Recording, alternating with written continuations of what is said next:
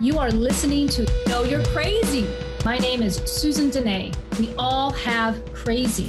What separates us is how we choose to deal with it. I'm going to be delivering engaging and actionable tools to own your crazy, treat your crazy, and turn it into your own superpower. I hope that you walk away from this show feeling the power and strength within you. And never forget to enjoy your journey because you are worth it. Hey everyone, welcome to the Know You're Crazy show. My name is Susan Denee, and you are listening to Emotional Recovery in the Raw. If you have been listening to me for a while, then you understand that I am passionate about talking about relationships, communication, recovery from addiction and alcoholism.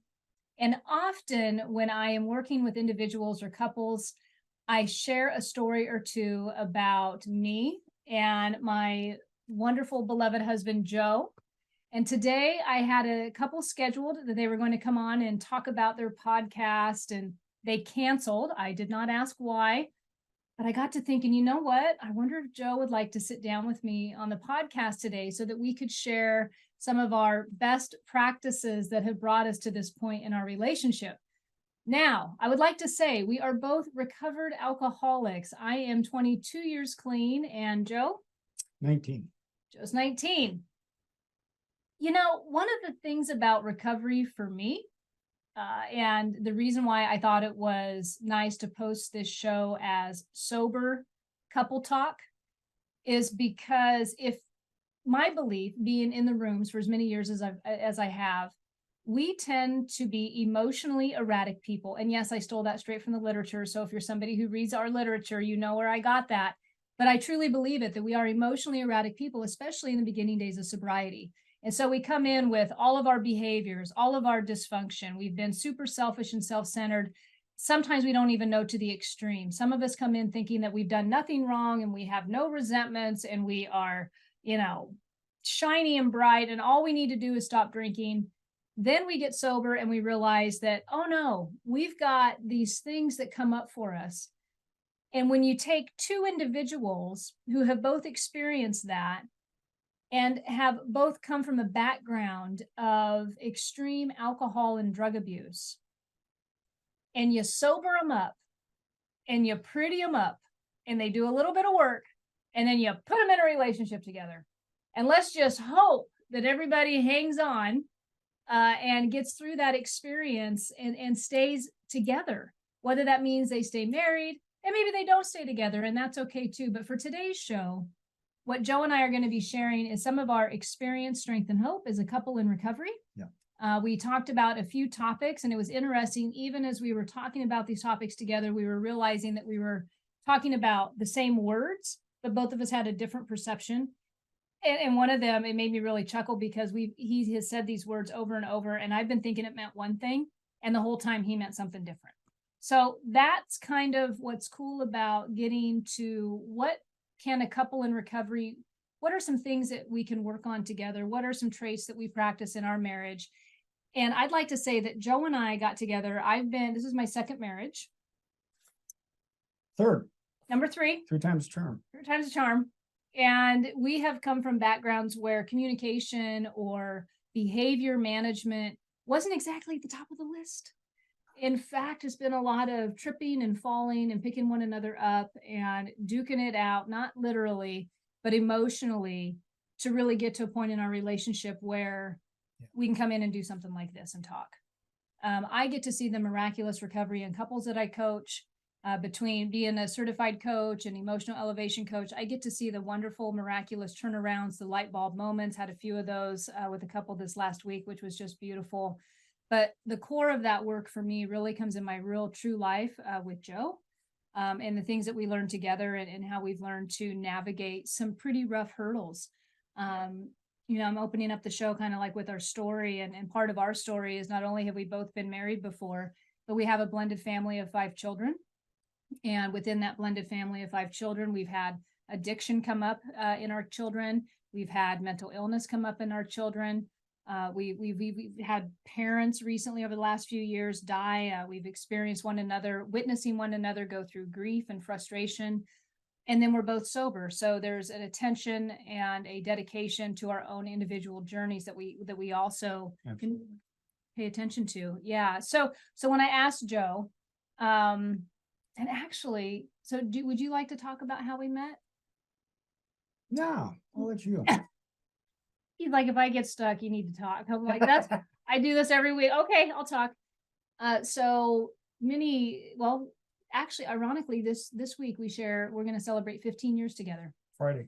Friday's 15 years together, and we met in a recovery meeting, and not right out of the gate, but it took a few meetings of being together that we, obviously were attracted to one another, to where I finally called him one day, and we've never looked back. Well, we might have looked back. We're going to get into some of that. Fondly. We might have fondly looked back and maybe question a few things sometimes, but that's some of the topics that we want to talk about. So right out of the gate, when I asked Joe, I said, think about what you'd like to think, what comes up for you when you think about our marriage. Like if you were to talk to an audience and share with them some key things that has been imperative to you for our marriage, coming from the male perspective, what are some of the things that have come up for you? And he said two things. And so I'm going to let you choose which one you want to talk about. One was around listening, and the other one was around staying in the ring. For me, thank you. They both go hand in hand. With the reflection of the previous two relationships that I had, significant marriages, communication was always at the crux. It was always part of the problem. A lot of it had to do with the way that I was listening or not listening. And I think what is huge in this relationship is the ability to be able to listen without having to have the intention of fixing something or offering unsolicited advice, if you will. The ability, I think, within our relationship for me to be able to have the communication with you is being heard, and vice versa. The ability that I have learning through the years to be able to listen to you and truly listen, to hear the words and not the intention between my ears, if you will. Do you think for men, so my history, and by the way, Joe worked with countless number of men in recovery from alcoholism and addiction. So that's some of his resume, I'll say. But do you think, like for women, sometimes working with women, I will find that they'll say, I don't know what's going on with my partner. They don't communicate enough, or it's like I'm pulling it out of them. So, and this could be a very stereotypical thing to say because not all relationships are like this. I mean, especially ours. He was actually the talker. I was more reserved, I think, when we first met. But do you think for men, this is very general, do you think that when a woman, and I know not all marriages are, man, woman, some are same sex. I do believe we all play a particular core response to situations, though. And you've heard me talk about like the doormat, the bulldozer, internalizing, externalizing. Okay, there's usually, and then we're a little bit of everything. But for men, do you think when a woman's talking, do they default to wanting to, when they're listening to the words, do you think that they are attempting to fix the problem or think there's something wrong? Or what do you think's going on for most of the men you work with? What have you found? Well, speaking from my own experience and what I believe with what I've read, what I've listened to over the years, and even with my two boys, I can always recall an NPR interview years ago. They were talking about boys listening and girls listening, and they did long-term studies. And this is what I found to be true for me is talking to the male, talking to the boy, talking to the husband, whatever the other partner. There may not be a lot of verbal response to that, and I know that was true for me in for many years. I would hear you, but there would be no verbal response back to you. I might look at you, I might not, or I might be staring off to space. What they found with the girls, with the women, is there was immediate feedback. So there was always the perception of, okay, I'm being heard, I'm getting the immediate feedback. With the boys, what they found is over the years, as they went on into their early adult, late adult years, that the messages were heard, that they could they could regurgitate what was heard. They believed that they got the message, but it came out months, years later. And that was true for me for a long time, is I would not give the verbal cues. I might try to fix the problem, but I wasn't giving active listening back to that. So in that moment, if I understand, that was great, by the way. The essential part of being acknowledged after sharing. Yeah. And if I hear you correctly, what you're saying is, based on that study and what was true for you, is you got better at saying, I hear you, which Yes. he actually does with me. We just had a little spat the other day. Because one thing about Joe and I, we're like both bulldozers. But we've gotten really good at understanding that, like, we can tangle. That's why I like talking about Joe and I, because we can tangle. And so we've developed some really good tools on how to diffuse those entanglements, but also in the middle of it, recognize likely our own behavior so that we can adjust and say things like, I hear you. Joe says that to me a lot when I'm talking. He'll say, I hear you. And I know that when he says, I hear you, he isn't just repeating the words, like, I hear words coming out of your mouth. I truly believe that you are attempting to understand to the best of your abilities, even though it's not your experience. Would that be fair? Yes, absolutely. Yeah. Yeah. Yeah. I've done talks on defensive listening, and I think that's the other thing that you're leaning into is defensive listening. Is when you're talking, I'm already thinking up my rebuttal because I'm defensive.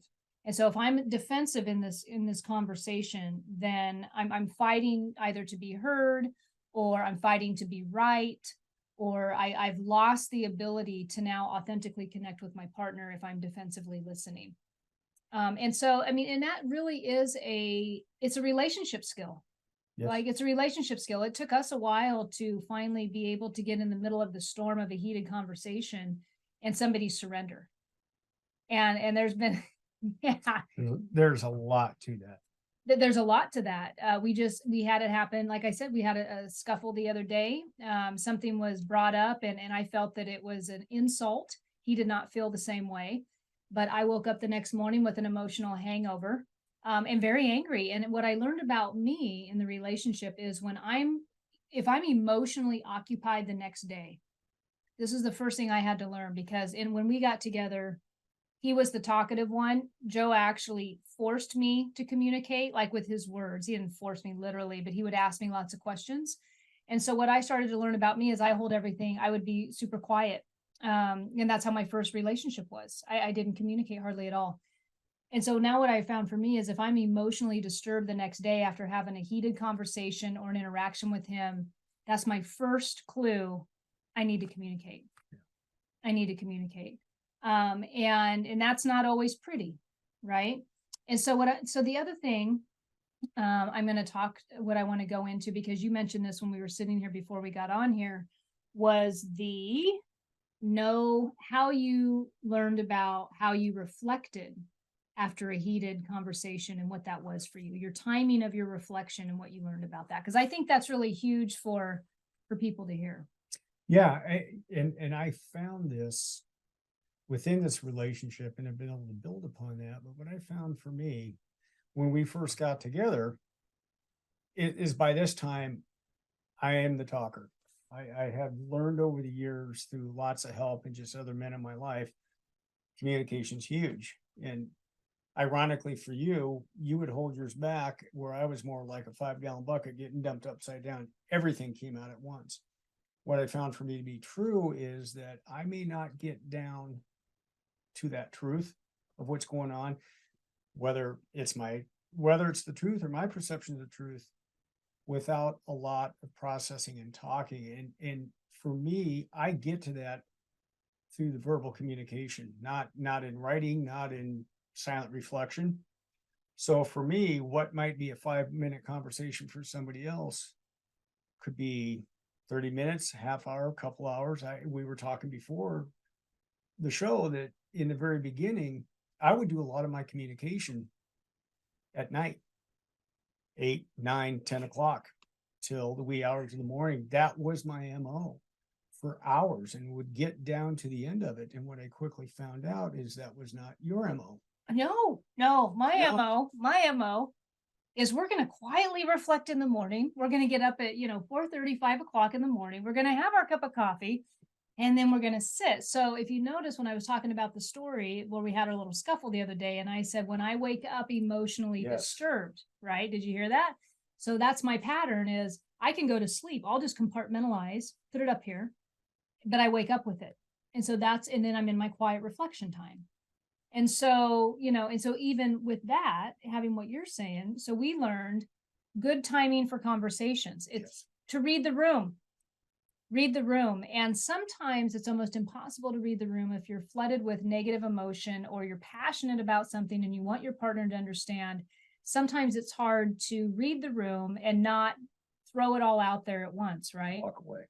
It can be really challenging to walk away, but we have to learn to read the room, because if we decide to engage late at night, it's not going to work for me. And actually we're both tired. We both get up pretty early Yes. anyway, but that doesn't work. And then, when I had to get up that morning and I had the emotional hangover and I got to the bottom of what I was so upset about, I had to call him.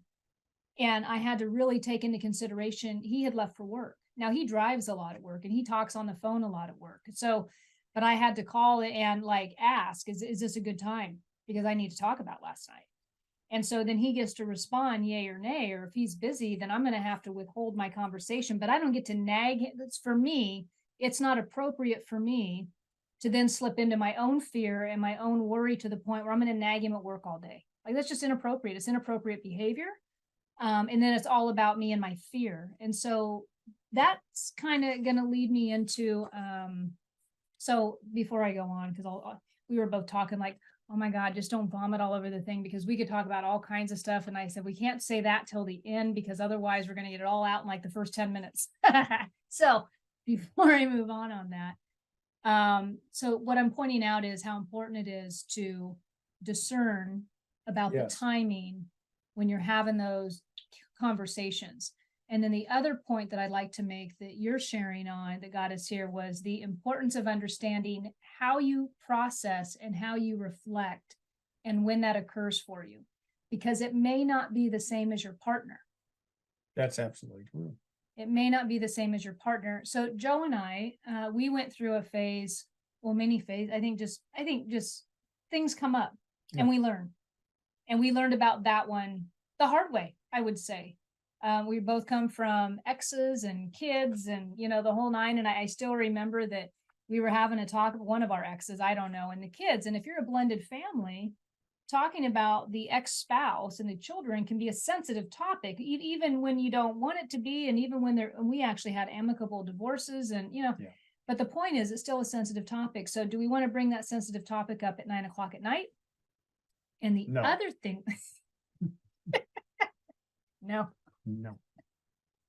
And then the other thing was, remember what we learned about the bedroom? Yep. And that is the bedroom is a sacred place. So there's a lot to say, not going to bed mad at each other. Not bringing that discourse, that discussion, that angst into the bedroom. And I believe in that wholeheartedly. I do too. And I learned, and it took a while because it wasn't registered in my brain that you truly, for you, 9 o'clock, and I'm just picking that time because that's about when it is 9 o'clock. There is no serious discussion after that. And I found that so hard to believe because I know for me, that's when I was at my peak. So I had to learn discernment. I had to learn that the bedroom was not the place for serious upheaval. And that's not to say you can't have serious discussions, but not in the context where my fears are getting in the way or my wants and my needs. And I'm going to get to the end of it and I will destroy everything getting to that. And I'm going to make you or whoever the other person bend to my will and stay up and hear me. I may need to wake up the next day and have that phone conversation on the way into work. Yeah. And just so I'm clear, when I was saying him and I were talking and batting a few things around before we got on today. And this topic right here, believe it or not, we learned this, I'll say lesson for our relationship a long time ago. But just today, before we got on the show, was the first time I knew that his reflection happened in the evening. I didn't know that till tonight. Like I never, so in his mind, he understood why that was challenging for him. I did not know that until today. I just knew that I just thought it was obvious that we don't talk past 9 o'clock because we're all tired. No, I grasp why that was such a big, like, so now I have a new appreciation. 15 years. That's why it's a journey. Okay. It might have been 7. We might have learned that 7 years ago. It's a journey. But Right. I was just working with a couple over the weekend. If they're watching, they'll know it's them. And they learned something new about their relationship. They've been together almost 10 years. I'm like, you never knew that about one another? And they're like, no. It's like, it's amazing what happens when you sit down and really talk, right? Assumptions. Great segue. Great segue. So how important is it to not make assumptions that you think you know what your partner's intentions are? Like you think you know their story better than their story, because what happens when an assumption's gone bad is your partner, at least in our experience, can never, and I say this very lightly, it's just the best way to describe it. Your partner can never win. More or less, your partner's never going to be heard because you've already calculated an entire story about what you think you know about them. And when you do that, you don't give them the benefit of the doubt. I have a great example of that. Oh, well, go ahead. There was a time, and this was several years ago, might have been longer than that. We were having a discussion, and you looked at me and said, I'm done. That's it. Oh. I'm done. So what I heard is, I'm done with you. I'm done with the relationship. I'm done with the scenario. I'm out of here. What you meant was, it's 9:15. I'm done with this discussion. I'm tired. I need to go to bed. I didn't say anything for months.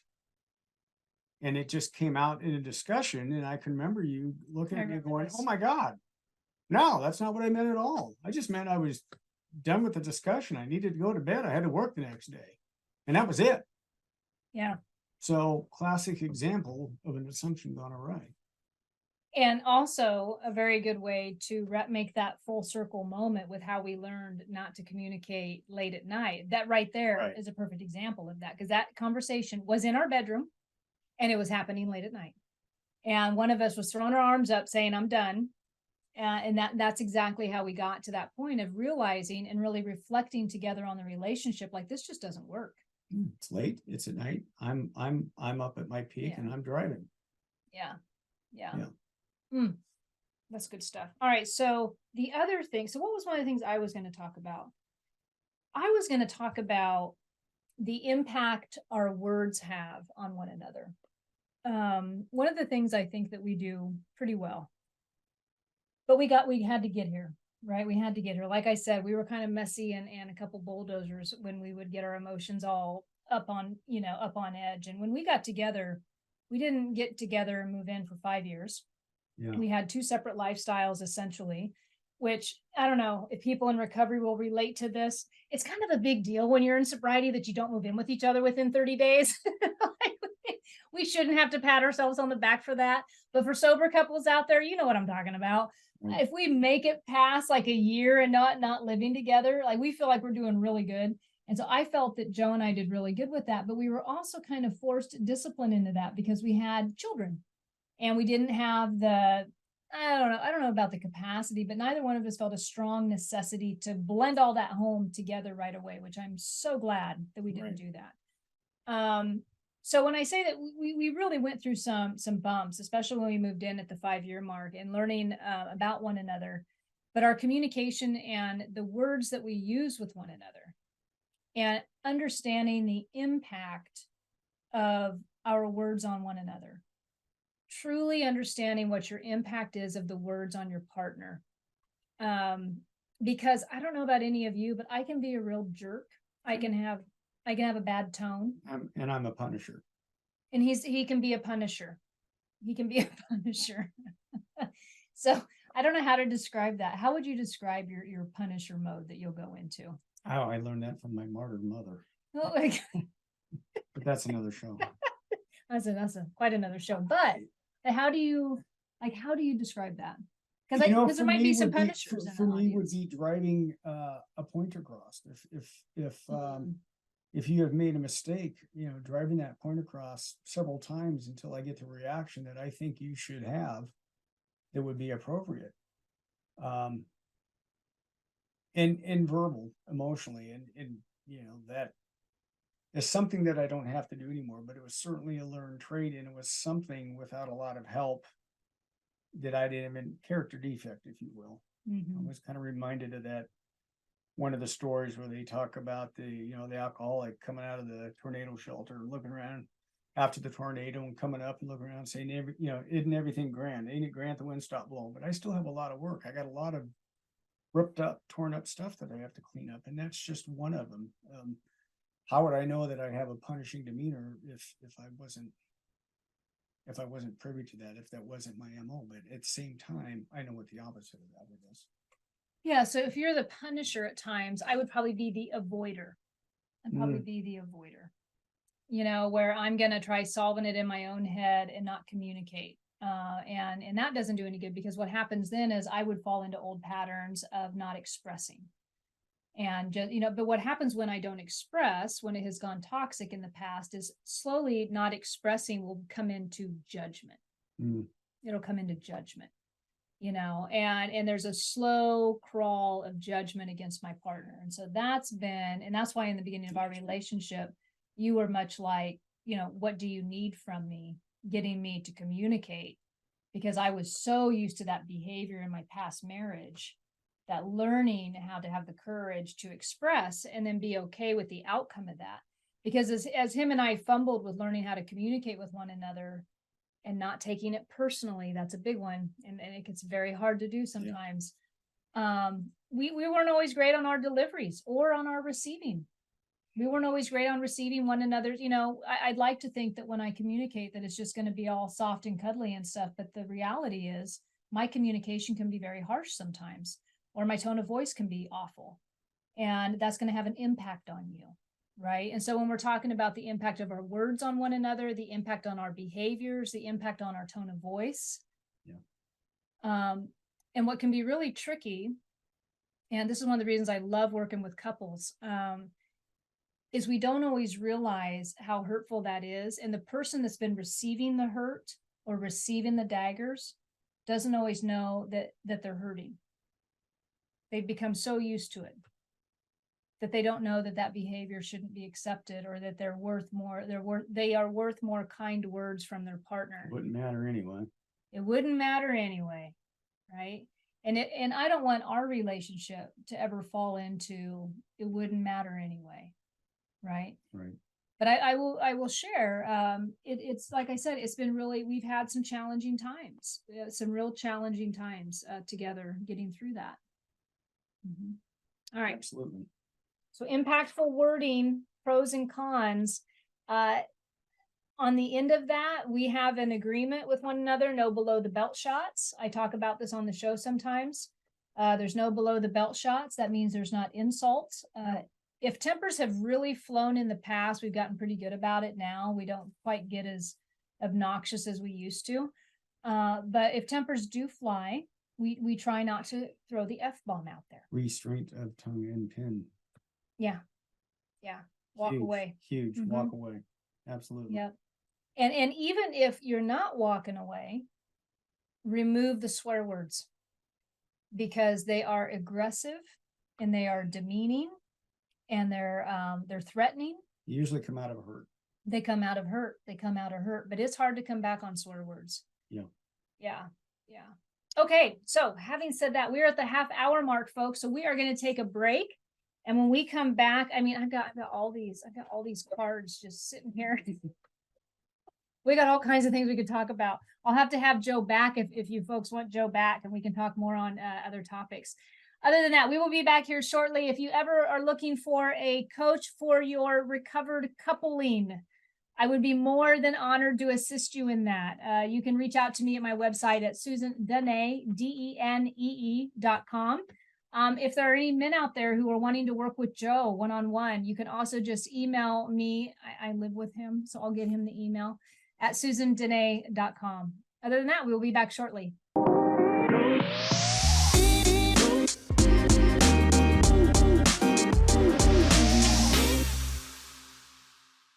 Everyone, welcome back to the Know You're Crazy show. My name is Susan Denee, and you are listening to Emotional Recovery in the Raw. And today, my guest is my beloved Joe, my husband. We are talking about, as we are a couple in recovery, I'm sober 22 years and Joe is sober 19. And we're talking about some of the things that we have had to learn along our journey. We celebrate 15 years of togetherness this week, this Friday. Yes. And so the reason I like to talk about Joe and I, and the reason I brought him on is because we are both like, when we're passionate or emotional, or we feel super strong about something, we're like two little bulldozers. And we have learned through that to effectively communicate with one another, somebody surrender, listen, and then also come all the way through to the appreciation for one another. Yeah. And acknowledging that. And so I'm going to start out just a little bit because, the title of the show today is Sober Couples, or Sober Couple Talk, I think is what I threw out there. And there is a devotion and an understanding that if him or I were to pick up and drink or use, that this likely is going to be super damaged, could potentially go away. That's the short version of that. Yeah. But with that, within the relationship, my ex-husband actually said to me one time, because I was sober with him for about 7 years before the divorce. And he had said to me one day, when things go really well at work, but they're crap at home, I can handle that. When they go really well at home, but they're crap at work, I can handle that. But when crap at work happens and crap at home happens, I have a really challenging time with that. And I've never forgotten that. And because I think that sometimes in recovery, it's super important for us to, and the longer we're sober and the more individual work we do, we experience grander times, or is that the right word? Grander times of sobriety, longer times of peace. I don't know. Hope I don't lose my train of thought here. Greater times. Yeah. Okay. So, the importance of keeping the sobriety at the forefront of the relationship and understanding and appreciating that having this solid, having this successful, it makes life so much easier to live sober. But it's also can be at times until you get through it. So if you're a couple who's sober and you're just at your wit's end, maybe you're not a sober couple, maybe you're just a couple at your wit's end, but you are willing to do the work individually. Yep. And as a couple. That's where I wanted to get. Individually and as a couple, if you're willing to do the work, this right here has the potential of living your full extent of all your dreams. One things I love when I'm talking to couples is, do you realize what a strong team you are? Do you realize the talents and the abilities that you each are bringing to the table? Because a lot of times they have forgotten that. They have forgotten, they have fallen back into the she said, he said, or she said, she said. It doesn't really matter. But they've fallen so much into that they're in that assumption mode. Yeah. And they haven't yet, dropped the walls enough, or they're not acknowledging, listening, like you were talking about earlier, enough, that they've lost that connection. And I think you hit on a very key point too, is it all starts, if you're in recovery, it all starts with my sobriety, my individual sobriety, and then me. I've always believed that if a couple ends up in couples counseling, at least what's true for me is I went there with the intention of fixing the other person. I'm good. That other person has an issue. It makes it harder for me because I can deflect anything going on off of me. So I think it's important, my sobriety, then I take care of myself, and then we can come together and work on that relationship, that communication. So Joe and I, we have an agreement, and that agreement is sobriety is super important in our relationship. And we have, and I learned this coming into this relationship. One of the things I brought with me, I guess the healthy part of the luggage I brought was I brought in this idea that we both have to actively, what we would say in our world, work a program. We both have to be actively involved in our individual spiritual, emotional, and mental growth. For us, that might means I have a sponsor. For Joe, he has a sponsor, but we have somebody that is just not, if we've got crazy in our relationship, all right, because that's why we're on here.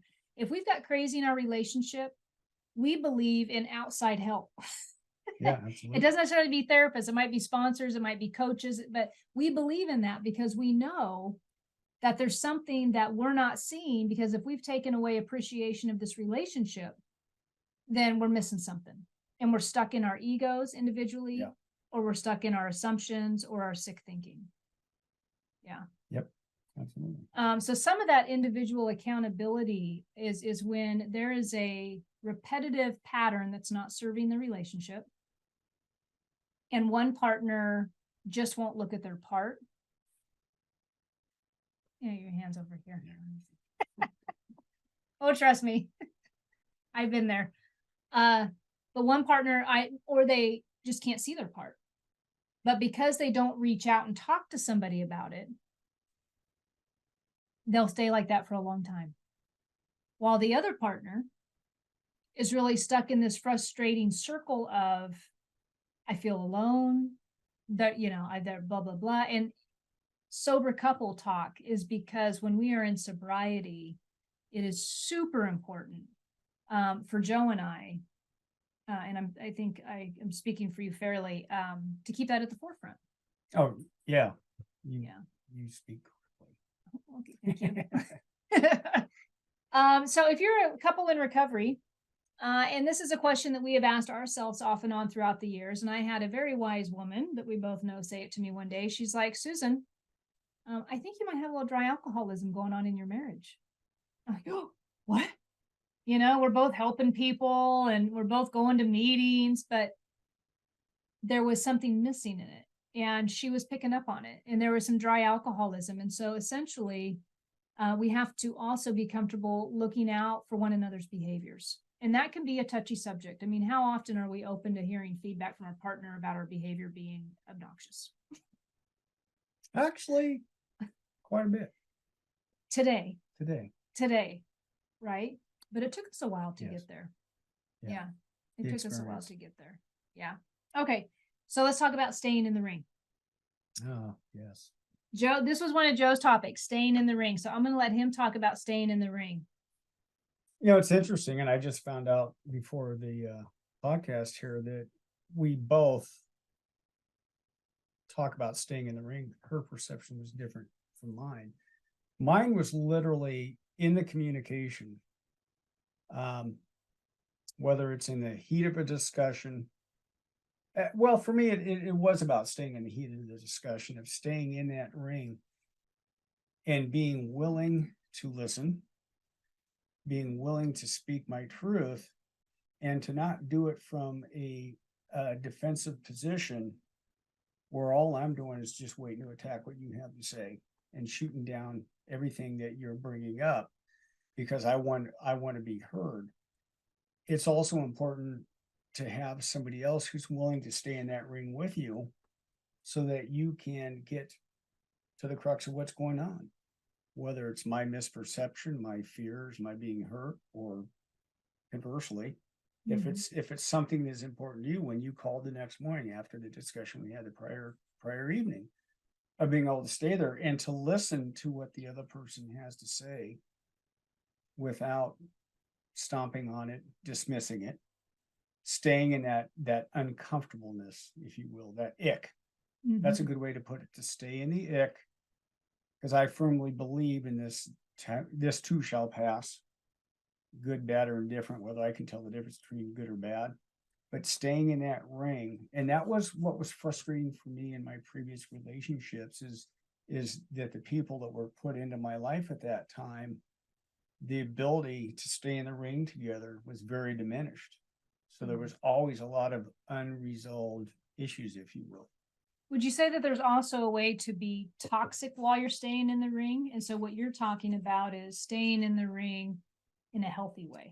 Yes, because if I'm staying in there just to bulldoze my point across, to mask my fear, to get my desires met, then I'm in there for the wrong reason. Then you're still in the ring. Oh, this is a nice analogy we got going here. So you're still in the ring punching. I'm in the ring punching the other person, whether that's you or not. We've developed this over the years, of not staying in there for what's turning into abuse at that point. And I'm not talking about physical violence in the ring. I'm not talking about emotional violence, spiritual corruptness. I'm literally talking about the ability to listen, to communicate, to keep the fear at bay, if you will, and to let that other person be heard. That's the important part. Let the other person be heard, not getting my point across. Something you and I have done well with that, I think, is because remember what I said when I talk about us being a little bit of emotional hotheads. I like to talk about that because I'll be honest, I was listening to this couple podcast and they were so rainbow and sunshine. And I'm not saying there's nothing wrong with rainbow and sunshine. I'm just saying that for me to relate to a couple, I need to know you've been through it. Like I need to know that you've gone crazy a couple times, or your crap's raw sometimes. I'm really trying not to swear right now, but your stuff's raw sometimes, like it's real. Like that's kind of me because we have very successful lives, in my opinion. Yeah. I mean, we don't have a home where they're screaming and yelling. We love our animals. Our kids talk to us. They come and visit. I mean, we have a very nice home and we've worked really hard for it. It is a loving home. And we can still be emotionally upset at times. And there will be times when we're in a conversation about staying in the ring where one of us has had it and just knows that we're not capable of staying in the ring. And it'll be something like, I need to go now. And that's literally the talk. I need to go now. I can't do this no more, or I won't do this, or I got to go now. Usually it's just, I got to go now. And I think that we have learned that's the cue word. All right, we're done for, it's like a secret code word. That's the phrase where it's the red flag. It's the red flag where we will return to this. But right now I'm all tapped out. I'm tapped out of the ring. Okay. Yes. Yeah.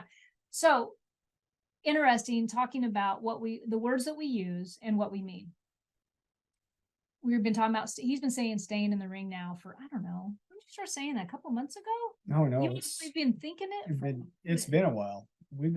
I mean, in my head, I'm thinking years about staying in the ring. But you saying those words though, I feel like that's just like recently. It might be the frequency. Okay. Oh my goodness. If you've been saying it forever and I haven't heard it, I'm sorry. Anyway. Effective listening. Working on it.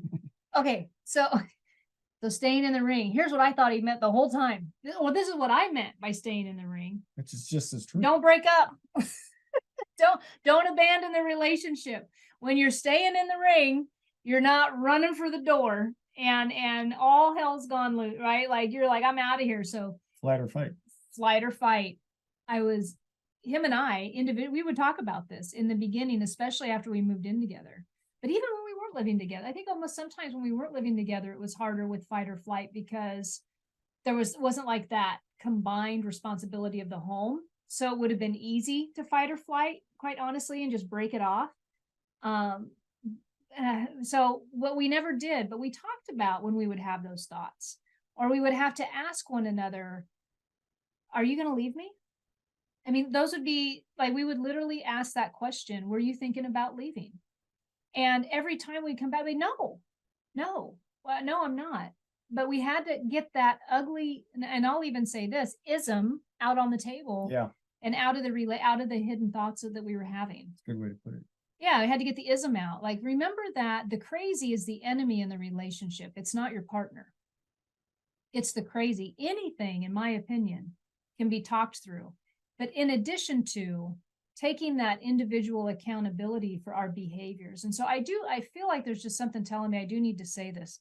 Some relationships will have a partner that's got behaviors that are unexplainable, or they might make you feel like, God, am I crazy? Is this really happening all the time? And I just want to say mental illness is real. It can come up and it is absolutely treatable. And so if there's something in the relationship that might be ADHD, it might be OCD, it might be, there's another behavioral, I can't remember the name of it, but things can come up in our partners that we think we're dealing with an inconsiderate partner, or we're dealing with a partner who's just a control freak or whatever, and we're doing that judging thing, when really there might be something deeper going on that really would benefit from medication. And I really want to I'm throwing that out there because as couples in recovery, we come from all kinds of walks of backgrounds and traumas, and we come from backgrounds. Maybe not all of us, but many of us do. And so if there's something in the relationship that one or the other partner hasn't been feeling quite like, this doesn't seem right, or this, just ignore, there could be something more that you could actually treat that will help calm that down. I was listening, sorry to go off on a tangent here, but I was listening to Dr. Daniel Amen, and he was doing I think it was one of his lectures. He was talking about this couple would come in and they had some of that going on. And after he treated them, I mean, they were like on the verge of divorce. And after he treated them, I think in that scenario, I think they both had something going on. He said they came back and seen him a year later, and all the problems were gone. They were madly in love. He said it wasn't even like it was the same couple. So I just want to bring attention to that, because in our home, we have had ADHD. And I will say menopause plays a role in the stress on the relationship. You've had to go through that with me. Well, a lot that I've learned, and you mentioned Dr. Amen, I've had years of therapy on and off, and I've had several Amen reports, which gave me a lot of insight to the way that I process, the way that I communicate. I would have never had that information. I just figured that's just the way I am, right, wrong, or indifferent. To come to find out, there are particular ways that I process and communicate, and ways to work on that and work around that. Yeah. So absolutely. So it's like a multifaceted approach to a healthy relationship. And when we talk about that individual, and I'll use the word accountability or responsibility, whatever it is, but who am I showing up in my marriage? Who am I showing up in my partnership? Am I considerate? Am I appreciative? Am I acknowledging when he takes the trash out? Do I say thank you for these things? Am I the person that I want? Is my energy, is my presence, is it, would I want to come home to that? Right. And I'm not saying it's always going to be 100%, but the majority of the time, is my energy, is my presence somebody that I would want to come home to? And if the answer is no, because I'm feeling more disgruntled than not, I'm feeling more depressed than not, then I got to take a look at my individualism in this and kind of treat that, but also communicate with my partner. I'm working on this. This too will pass if I stay due diligent about it, but understanding that that thing has an impact on the relationship. So sometimes there's not an easy solution as much as you just get through it Yes. with willingness. Yeah. Especially if you have a plan, or and I know that there's action being taken place Yeah. and God knows I have my deficiencies. And I'm always open to feedback. Yeah. Yeah. Yeah. Well, that's a good point to make. I just want to make sure I'm not past my, okay, 5:51. All right. We're getting close to wrap up here. So for you, Joe, being, who you are in the marriage, what is probably one of your, if somebody came to you and said, what would you base the success of your marriage off of? What is like a couple things that come to mind for you?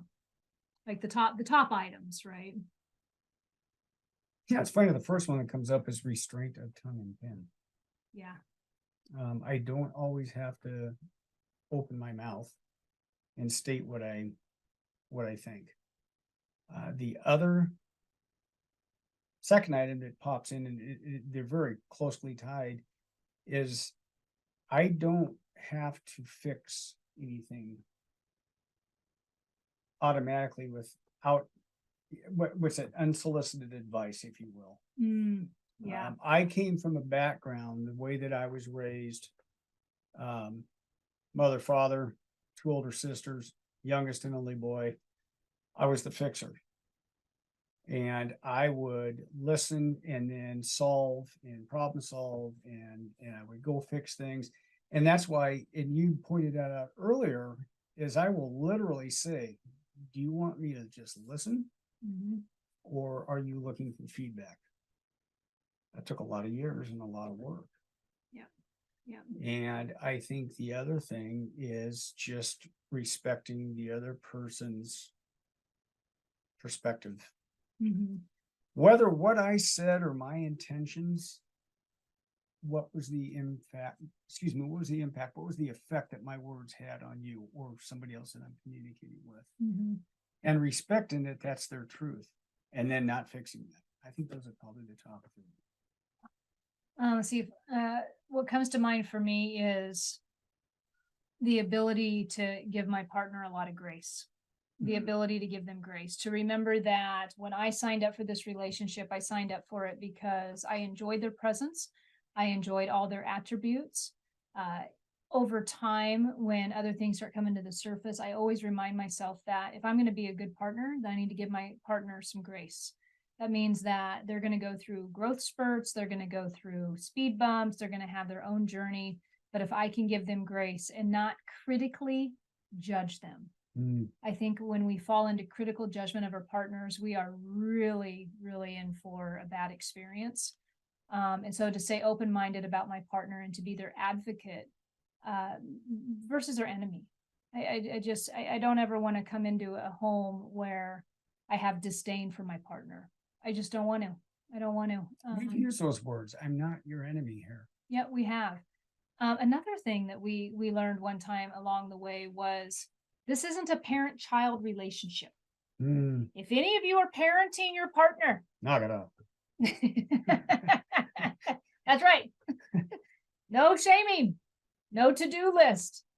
If you're making your partner your kid by telling them what to do and how to do it, and watch that behavior. Watch that behavior. Sometimes you got to ask yourself, where's that behavior coming from? Nobody, in my opinion, as an adult, I'm not signing up to be parented. I'm signing up for a partnership of equality. Yes.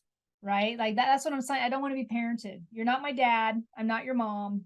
Right? So let's act like two people who are in love and with one another side by side. That was one we learned. Just put the splatter screen on when you're cooking bacon, and I don't give a shit. I don't know why the fan always needs to go. It's really quite silly. I sat down, just so you guys know, we sat down to do this podcast. So I'm in here doing my show every week, right? So everything is set up a certain way. And I know that. And it's kind of Jimmy rigged over here. So he comes in, he sits down, and all of a sudden my speakers moved over here and my mouse pad scooting over here. I'm like, what are you doing? So that's what I do. He's doing that fixing thing. And so I say, oh, no, everything's got a reason. This is why this goes here. So sense of humor. Don't take, and I will use the S word here. I know I'm not supposed to, but don't take this shit too seriously sometimes. Oh, did you? Yeah, I did. Oh, well, that's pretty good for us if that's all we had was like those 2 times. Jonathan's going to have to edit. But yeah, don't take it too seriously because when the relationship becomes serious all the time and there's not laughter and there's not enjoyment and there's not fun, you got to ask yourselves, why am I doing this? Once again, if everything I do is because I'm seeking a enjoyment out of it, then if it stops being fun at some point, I have to ask myself, where did this go wrong? What needs to be paid attention to? And then I always, I don't even know how many I'm on right now, but I'm a huge believer in personal accountability. Huge believer of individual accountability. If you want happiness, it's not just handed to me. I earn it.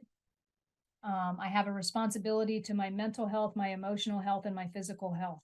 I am responsible for that. And I have to bring that responsibility to me to better serve my relationship.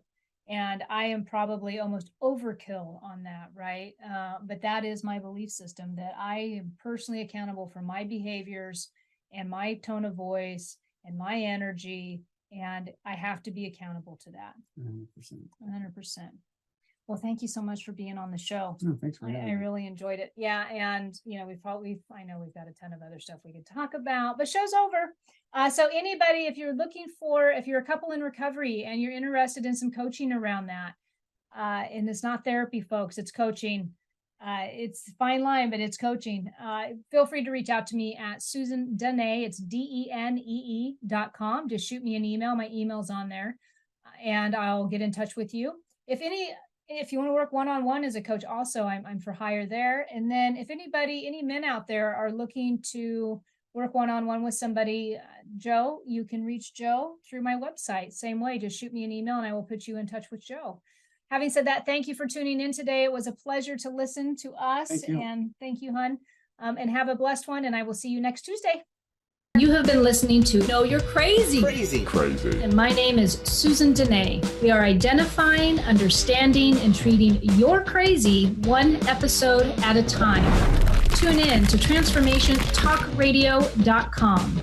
To connect with me or Growth Spurt Your Life, please visit SusanDenee.com. That's Susan Denee, DENEE.com.